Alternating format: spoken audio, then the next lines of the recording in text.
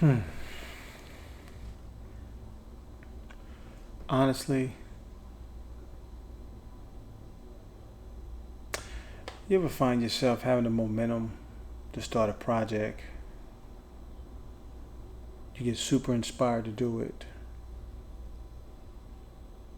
Your mind starts racing with the creative process on how you want to do something. And you got it all planned out of your mind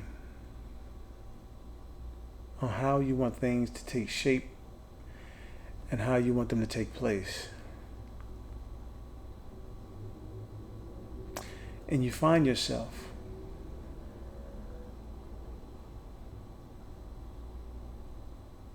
confused on how you're going to manifest some of your greatest ideas.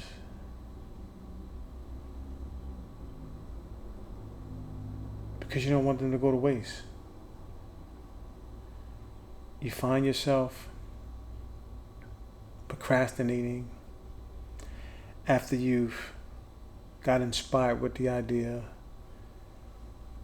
and eventually the idea just dwindles away. And then you're on to the next idea. You get super inspired. You get more creative. And this time you're going to do it. There's nothing or no one that's going to get in the way. And then the same process happens all over again. You find yourself idea after idea,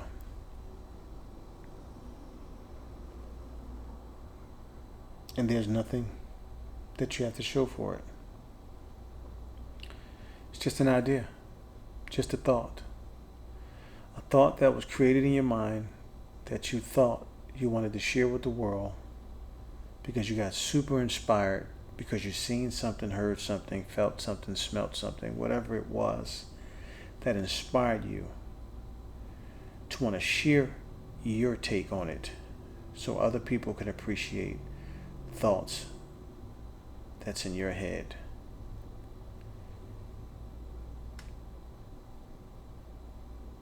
That's me. Super, super, super guilty of allowing my thoughts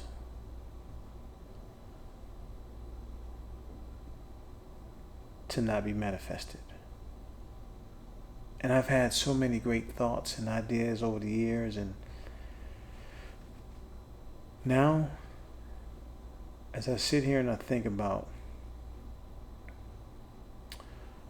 all of the things that went through my mind that could have been super helpful to someone,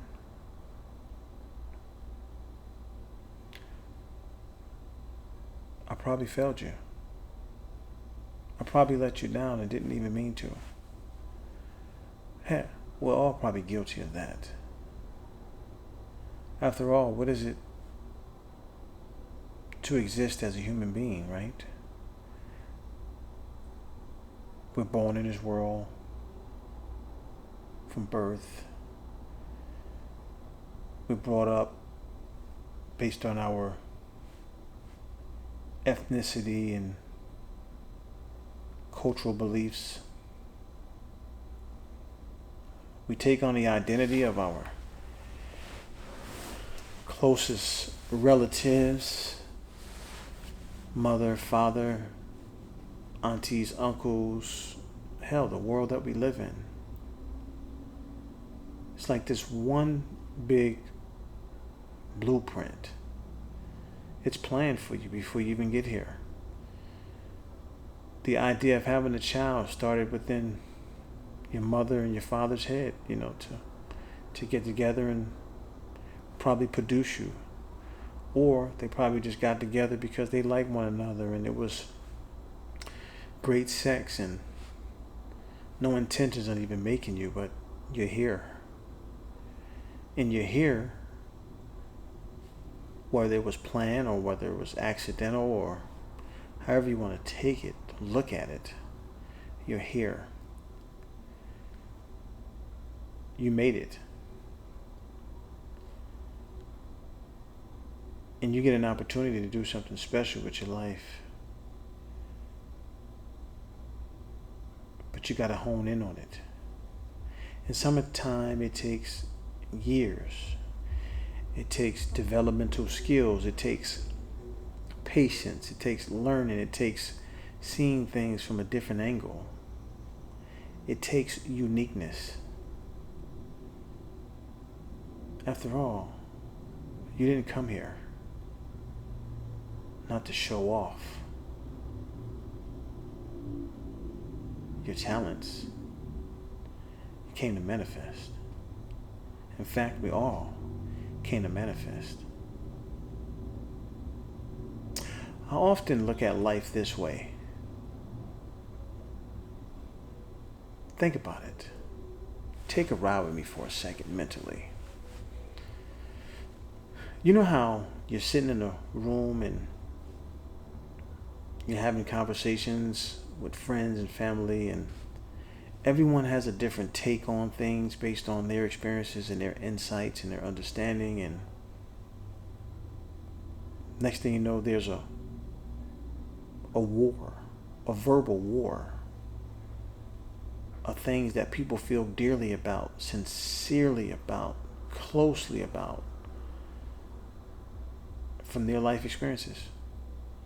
And everyone's sitting there and they're expressing their points of views on things, and you're expressing your points of views, and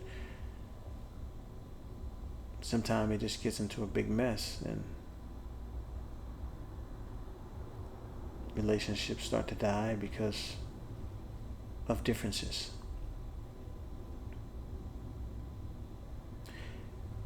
One day I was sitting having a conversation with someone. I can't remember who it was, but something hit me that was very interesting. And what it was I started to look at, instead of me actually having a conversation with the person that I was having a conversation with,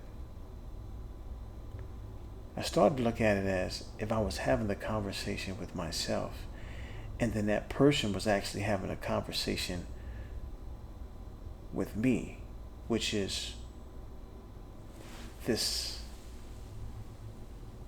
cycle of me sitting across from myself and them sitting across from themselves, and it's all the same. It's just these different trajectories and ideas and life experiences at different times and different spaces.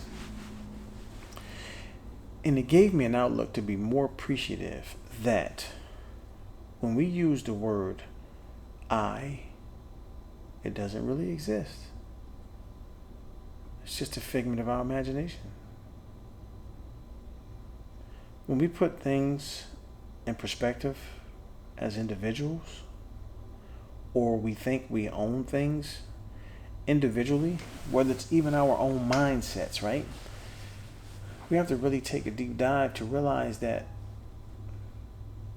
every thought, every idea was given to you somewhere along your journey in life. You received it, you downloaded it, you kept it, and at some point you used it. You know, we often have the same feelings and emotions that other people have because we are actually other people, and other people are actually us. We just think that we're different. We just think that we're an individual. We just think that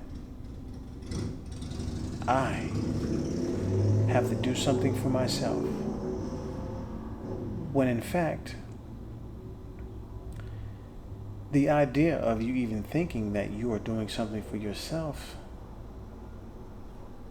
is mind-boggling, because as soon as you say, oh, I got to do this for myself, you tend to go find inspiration from someone else to do it for yourself. That doesn't make sense now, does it? Because you can't seem to come up with any original ideas.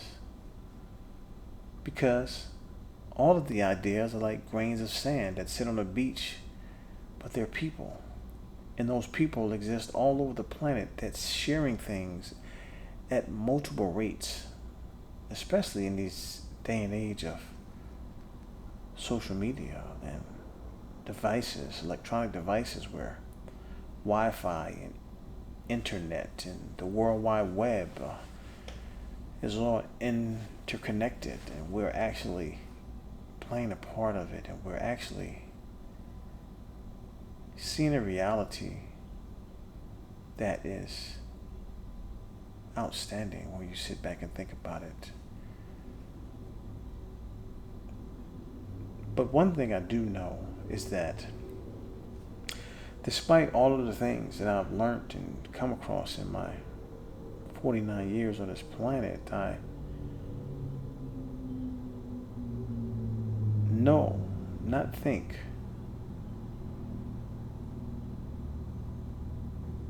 that we're all connected. Every aspect of life is connected to you, whether or not you agree with it or not. And that sometimes is a hard pill to swallow, because you have fallen in love with your individuality and you think that you're an individual, and reality says you're not. That's why everything can affect you. That's why when people do things that you don't agree with, they bother you.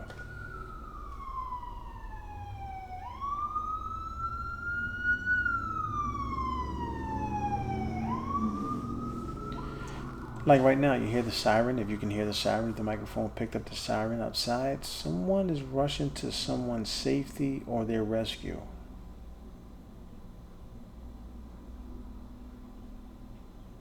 But the interesting thing about that is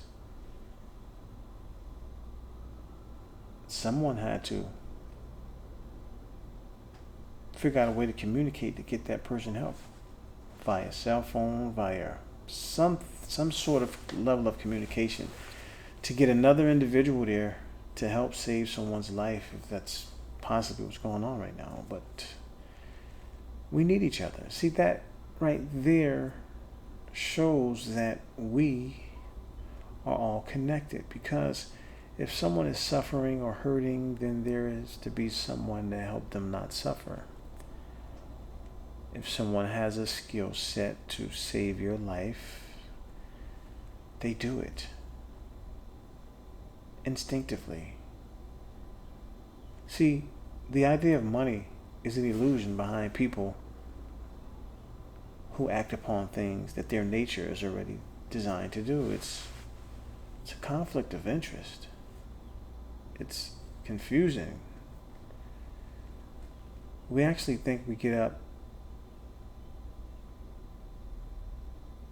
to provide for others, when in fact we provide because we want others to provide for us. Right? And we shield it with an arrogance. We say, hey, I get up and I do this for you because I love you and I care about you. And all those statements are true and valid, but everyone's looking for something from someone. Right? Do we honestly just do things because we have no intentions of receiving anything in return? That's a conversation that we need to have in vulnerability. Because although we may feel that way, that in itself is a lie. So many lies, right? So many lies. To start out with the white lies. You know, the white lies. The lies that really don't mean anything, but they mean everything. It was a white lie. It wasn't really a lie. It was a white lie. The things that we do to cover up our ignorance is mind-boggling, right? We cause this confusion amongst ourselves, and then we create these prisons of perceptions and ideologies, and we call ourselves intellectuals, and we can't even escape the paradigms that we lock ourselves inside of, and it is so damn frustrating. But as you spend more time in silence and stillness, you start to reach a level of awareness that says that things that are taking place that you are able to see and witness, they actually have no merit. They actually have no power. It is you that interjects with those experiences that give them power over you. And that is not an assumption, that is a fact, because guess what? The reality is this, and I've always said this once I became aware to this. In the hours of awakening, our suffering begins. Because we are now playing in the field of emotional confusion. There are so many bandwidths of energy flowing throughout the universe and throughout everything that we're experiencing it, and it's causing us to be in a state of emotional confusion, which is why it's so difficult to manage stress and depression, because we're receiving so much information so fast. But if you notice, at the end of the day, when the conscious mind becomes unconscious, where there's no awareness going on, there is no emotional suffering, you're in a state of bliss. You're in a state of the beginning of everything, which is darkness.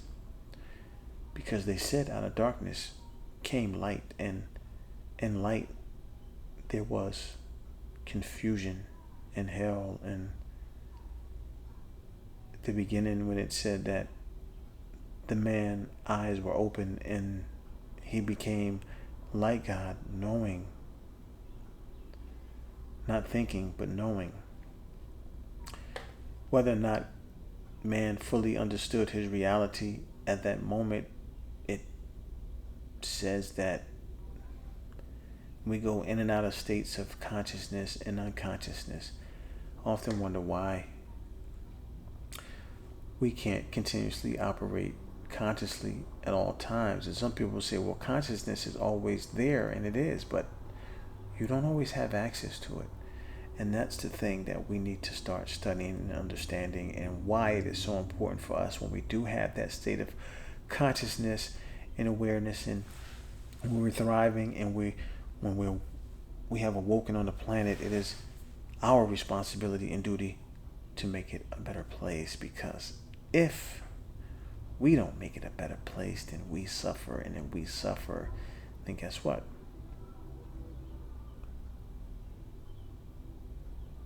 Nothing changes.